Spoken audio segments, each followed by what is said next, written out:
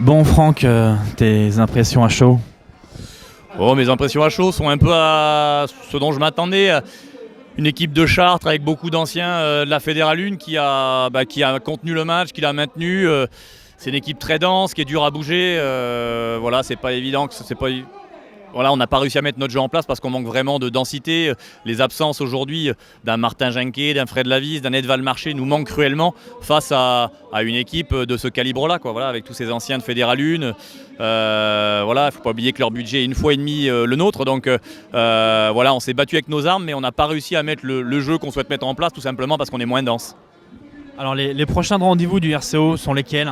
Les grands rendez-vous vont être les deux matchs à l'extérieur là, qui sont Rennes et Daumont, puisque voilà, aujourd'hui on fait match nul contre Chartres effectivement, mais la semaine prochaine on va à Rennes où Chartres a laissé des points, donc il faudra gagner à Rennes pour essayer de repasser devant Chartres.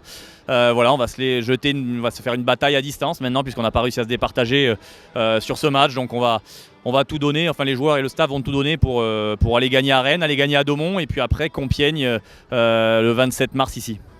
Et les objectifs donc, du club cette année? Mais l'objectif était le maintien avec une 6e place, donc on voit qu'on est à notre niveau.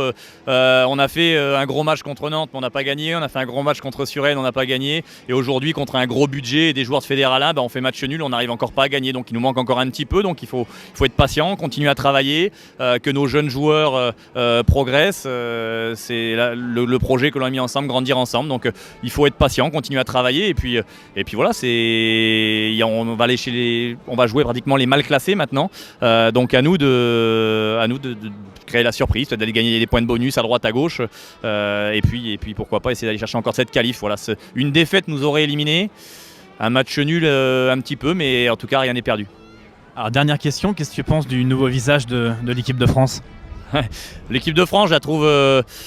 Voilà, elle a commencé ce tournoi avec une grosse boule au ventre, mais en tout cas on a vu contre l'Italie du jeu de passe, de beaux essais, on a vu un bel état d'esprit contre l'Irlande, donc c'est les bases, construire un groupe, un état d'esprit, donc c'est là-dessus qu'il va falloir que le groupe travaille pour connaître Jeff Dubois. C'est un garçon qui a beaucoup de savoir-être, donc je pense qu'avec Guy Novès c'est vraiment sur ce facteur-là qu'ils vont travailler, sur l'état d'esprit du joueur, et après ce sont des joueurs de haut niveau, donc ils arriveront à jouer ensemble, mais c'est encore un peu tôt pour se prononcer, mais l'état d'esprit en tout cas aujourd'hui moi me satisfait en tant que supporter et je leur souhaite en tout cas que du bonheur.